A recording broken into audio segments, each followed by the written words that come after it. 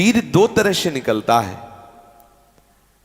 एक तो जो घातक है वो उसी के शरीर से निकलेगा जिसने हस्तमैथुन किया है, या गंदी क्रियाएं करके बच्चापन से ही वीर को नष्ट किया है। जैसे 12-13 वर्ष की अवस्था है और उस अवस्था से आप अपने कुसंग के कारण वीर का नाश कर रहे हैं, तो कुछ वर्षों तक हस्तमैथुन करने वाला या अन्य गंदी चेष्टा करने वाला ये नहीं जान पाता है कि इसके द्वारा मेरी हानि हो रही, वो नहीं समझ पाता, क्योंकि जीवनी शक्ति भगवान अपनी तरफ से देते हैं। वो बिल्कुल ना खाए और हस्तमैथुन करे तो भी उसको समझ में नहीं आएगा।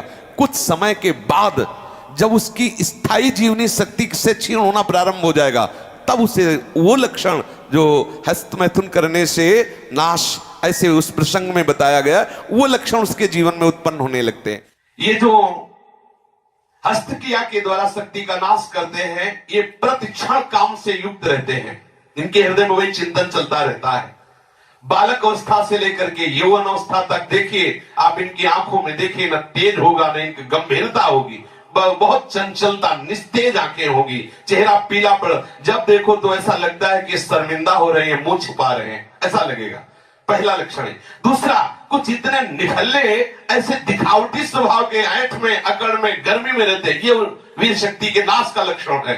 गंभीरता नहीं, शांति नहीं, उदारता नहीं, धैर्य नहीं है, वो अपने को बड़ा बड़ा दिखाना चाहते हैं, ये सब उसके नाश के लक्षण हैं।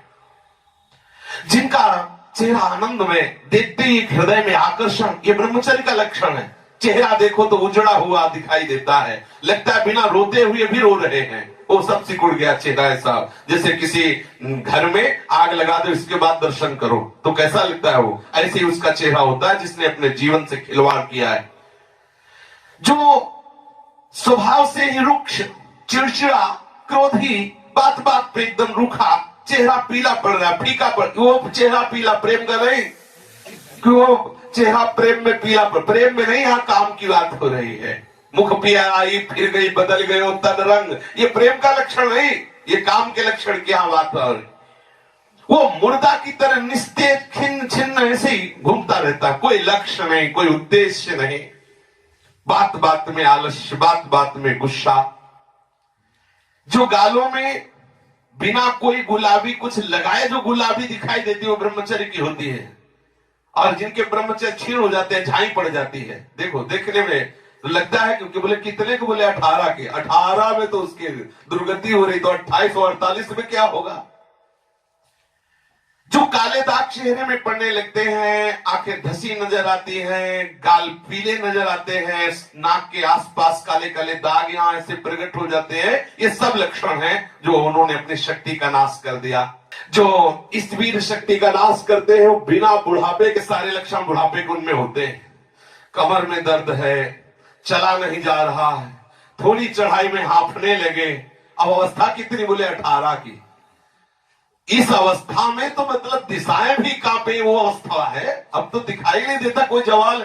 चित्त में कुचिंताएं, छाती में धड़कन, बिना भय के भयभीत हो जाना, थोड़े से भी दुख में ऐसा सोचना कि मैं आत्महत्या कर लूं, ये सब बातें उसी की कमी से हो रही। ये महापुरुषों के अनुभव की झूठी झूठी बातों में एकदम घबरा जाना, कोई झूठी धमकी दे दे तो बस वो ऐसा लगता है अब क्या करूं, किसी कमरे में बंद हो जाऊं, अपने आप को प्राण हत्या करके बचा लूं, ऐसा मैं अपने शरीर को न, ये सारे के सारे लक्षण उसी में प्रकट होते हैं।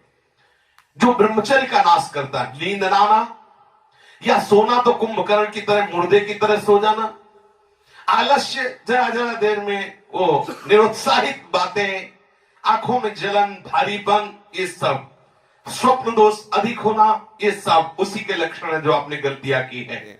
अब यदि वो किसी संग के प्रभाव से हस्तमैथुन बंद कर देता है तो उसका वीरपात होगा।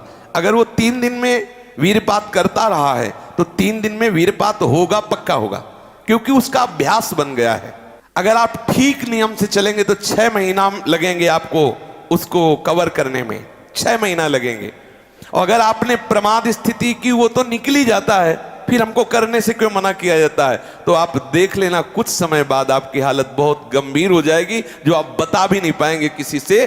क्या गंभीर हो जाएगी, आप ऐसे ही साधारण क्रियाओं में ब्रह्मचर्यहीन हो जाएंगे। तो जो नव युवक जन है, साधक जन है, वीरपात में यदि उनका कोई स्मरण नहीं रहा और वीरपात हो रहा तो घबराने की जरूरत नहीं। और यदि स्वप्न में आपने स्त्री आदि का संयोग देखा या कोई ऐसी घर्षण आदि क्रिया हुई या कोई ऐसी कामोत्तेजना जनित और फिर आपका वीरपात होता है तो आपके गंदे विचार और पूर्वाभ्यास के कारण होता है। यह बहुत ही गंदी बीमारी है जो आपको अंदर ही अंदर खोखला करती जाएगी। पहली बात, इस स्वप्न दोष से निकलने के लिए हस्त मैथुन को पूर्णतया बंद कर दिया जाए। अगर आप सदगृहस्थ भी हो चुके हैं तो कुछ महीने के लिए आप अखंड ब्रह्मचर्य का नियम लें जब तक आपका वीरपात होना ठीक ना हो जाए।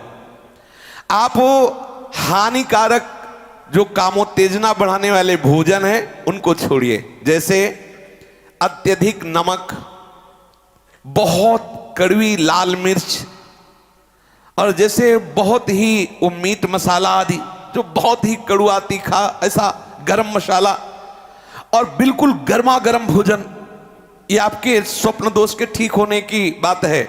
यदि आप स्वप्न दोष से बचना चाहते हैं तो अत्यधिक नमक, बहुत कड़वी मिर्च, बहुत ही वो उष्ण गर्मा गर्म भोजन, बहुत गर्म मसाले से बना हुआ भोजन और अत्यंत खट्टी चटनी, जैसे इमली की है, कच्चे आम की चटनी है, और मांस। ये जो लोग कहते हैं कि मांस ताकतवर होता है, तुम्हारी चर्बी बढ़ा देगा, ताकत नहीं। ताकत कहते हैं संकल्प शक्ति को। ताकत शरीर शक्ति प्रधानता नहीं होती। संकल्प शक्ति का एक महात्मा पूरे समुद्र को अंजुलि में पी गया।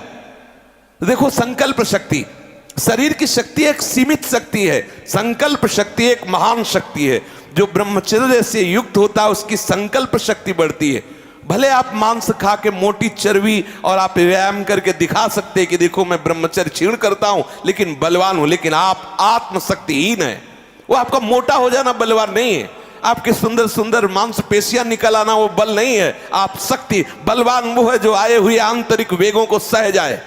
आए हुए आंतरिक वेग को जो सह गया वही बलवान है। ये जो मछली, अंडा, मांस खाते हैं ये कभी इस रोग से मुक्त नहीं हो पाएंगे। और जो लोग कहते हैं मैं तो खाता हूं मेरे अंदर नहीं, विश्वास मत मानना, पक्का झूठा है वो। जो शराब पीता है वो अपने वीर को पवित्र नहीं रख पाएगा। चाहे गृहस्थ हो, चाहे व्यापारी हो, चाहे किसी भी तरह की स्थिति में हो, सावधान हो जाओ, ये शराब आपके जीवन को नष्ट कर देगी। ब्रह्मचर्य में अपने आप एक उन्माद है।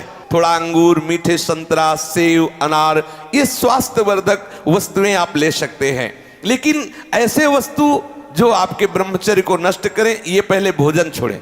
ध्यान दीजिए, आप पहले ऐसे व्यक्ति का संग छोड़ें जो हस्तमैथुन कराने के लिए उत्साहित करे या जो गंदे आचरण में, चाहे वो स्त्री साधक हो या पुरुष साधक, दोनों सावधान। ये रोग एक में ही नहीं होता, ये रोग दोनों शरीरधारियों में होता है। कामोत्तेजना दोनों को आती है। गंदे संग के कारण दोनों साधक गंदी आचरण कर बैठते हो, दोनों इस रोग से पीड़ित होते। पुरुष तो इस रोग को प्रकट कर देता है, माताएं बहनें इस रोग को प्रकाशित नहीं कर पाती, लेकिन पीड़ित होती है इस रोग से। यदि सावधान उपासक न चले तो चाहे स्त्री शरीर हो चाहे पुरुष शरीर, उसको कष्ट होता है। दूसरी बात इसमें सहयोग है 4 बजे उठना। ये जो लोग सुबह 8 बजे तक 9 बजे तक सोते रहते हैं और सोचते रहते हैं कि हम ब्रह्मचर्य रह पाएंगे या स्वप्न दोष से निकल पाए, कभी नहीं हो सकता। भगवान सूर्य जब उदय होते हैं तो आपकी आत्मशक्ति नष्ट होने लगती है। यदि आप उठ करके उनका स्वागत न करें, अर्घ न दें, प्रणाम न करें, जग कर भगवान नाम जप न करें, 4 बजे से 6 बजे तक का समय पूरे 24 घंटे के लिए पावर वाला समय है। यदि उस समय आप सो रहे हैं तो वो हमारी बात भी न सुने, वो इस काबिल नहीं कि इसको धारण कर सके। जो सुबह 4 बजे से 6 बजे तक सोएगा वो ब्रह्मचारी रह ही नहीं सकता, पक्का। कुछ लोगों को लगता है कि 1-2 बजे ही स्वप्न दोष हो जाता है, 4 बजे की आवश्यकता नहीं। तुमने गलत आदतें की, तुमने अपनी नस नाड़ियों को इतनी घर्षण शक्ति से कमजोर कर लिया है कि रोकने की क्षमता नहीं रखी। तो आपको उदास नहीं होना, ऐसा भोजन छोड़ो, ऐसा संग छोड़ो और 4 बजे जगो। जगने पर तत्काल आप बासी पानी पिए, तांबे के पात्र में रखा हुआ पानी, और 1-2 लीटर पिए। ऐसा ना करें कि आप एक गिलास में छोटा कस की पीजिए, अगर उल्टी हो जाती तो और अच्छा है। आप पी के तो देखिए, वज्रासन में बैठकर जल पीजिए, फिर थोड़ा टहलिए, सोच जाइए। आप गृहस्थ हो, विरक्त हो, कोई भी हो, अगर आप शुद्ध ब्रह्मचर्य रहना चाहते, स्वप्न दोष से निपटना चाहते, तत्काल व्यायाम कीजिए 30 मिनट कम से कम। दंड है, बैठक है, और भी आसन है योगियों ने बताए हैं। और फिर 20 मिनट कम से कम प्राणायाम कीजिए, कपालभाति, अनुलोम विलोम आदि जो भी आप सीख पाए। और इसके बाद 30 मिनट तक कोई खान पान ना कीजिए। प्राणायाम व्यायाम के 30 मिनट तक ना आप चाय पीजिए ना पानी। चाय तो बड़े बूढ़ों की बात है, आपका शरीर रोगी हो तो चाय की जरूरत क्या है। ब्रह्मचारी अपने आप में इतना चाय होता है कि उसे जरूरत ही नहीं दूसरे किसी गर्म पदार्थ पाने की। अब ये सावधानी रखे कि जैसे आजकल बहुत बड़ा खतरनाक चल गया है स्मार्ट मोबाइल, इंटरनेट। उसमें क्या है कि बहुत से बच्चे विषयाकर्षण के कारण गंदी फिल्में, जिनमें हमारा शास्त्र आदेश करता है किसी भी पक्षी को भोग करते ना देखे, भागवत अन्य शास्त्र भी आदेश करते कोई भी जीव यदि भोग कर रहा हो तो हम ना देखें, और हम मनुष्यों का भोग देखें उसमें, और हम सोचे कि हमारा आप कोई क्रिया ना करो, केवल गंदे वो भोग संबंधी चित्र देख लो तो आपके मन में जो संस्कार बन रहे हैं, जो कामोत्तेजक भाव बन रहे हैं, वो आपको ब्रह्मचर्य नहीं रहने देंगे। सोते जागते उठते बैठते आपका वीर स्खलित हो जाएगा। ये स्त्री संबंधी, पुरुष संबंधी, भोग संबंधी वार्ता हमारे अंदर संस्कार डालती है और हम समझ नहीं पाते। वो हमारे अंदर ऐसी अग्नि पैदा करती है जिससे वीर शक्ति स्खलित हो जाती है। कभी हम सोच में बैठे लघु शंका में तो सबसे पहले वीर स्खलित हो गया। अब आपको लगेगा कि ये रोग है, रोग नहीं, आपकी गलती है। आपने जो गलत चिंतन किया, क्रिया नहीं की, लेकिन मनोवाह नाड़ी ने संपूर्ण शरीर से वीर को खींच करके वो निकाल दिया। अब निकल जाएगा वो आपके असावधानी के समय, इसलिए आप सावधान रहे। कभी भी कोई ऐसे ग्रंथ को ना पढ़ें जिसमें कामोत्तेजक भाव लिखे हो। हम आहार पर दृष्टि रखें। जैसे हम रात्रि के समय शयन करते हैं तो सावधानी रखें कि शयन के 1 घंटा पहले ही दूध ले लें गरम। अगर हम गर्म दूध लेके सोएंगे तो निश्चित वीर्यपात हो जाएगा। जब हम जान लें कि हमें कब्ज हो रहा है तो हम सरल औषधि लें। ऐसे कोई चूर्ण न लें जो बहुत कड़े गर्म हो, जो हमें ब्रह्मचर्यहीन कर दे। जैसे आंवला है और वो हर है, बहेड़ा है, त्रिफला का प्रयोग करें। वैसे प्रत्येक साधक को भोजन में 1 आंवले का प्रयोग कर लेना चाहिए, तो कब्ज भी दूर रहेगी और शीतलता भी रहेगी। और आंवला पवित्र भजन में भी सहयोगी होता है और भी स्वादिष्ट भी होता है। आप मीठा आंवला ले सकते हैं, आप खट्टा करके ले। वो आंवला खटाई में भी नहीं आता, खटाई भी है, वो आपके साधन में भी आएगा, कब्ज ना रहने पावे। अगर हमारे शरीर में पेट में कब्ज है तो कब्ज में आंतों में जो जमा हुआ मल है वो ऐसी उत्तेजना पैदा करेगा कि आपका वीर स्खलित हो जाएगा। इसलिए कब्ज भी ना होने पावे। साधक अगर इन नियमों का पालन करे, और भगवत स्मरण प्रधान है। ब्रह्मचर्य में सबसे प्रधान औषधि है स्मरण। आपकी जो स्मृति कामुक हो गई है उसको बदलिए। अगर आपका चिंतन नहीं बदला तो आप चाहे जितनी औषधियां खा ले, आप ब्रह्मचर्य को संभाल नहीं सकते। औषधि एक सपोर्ट है।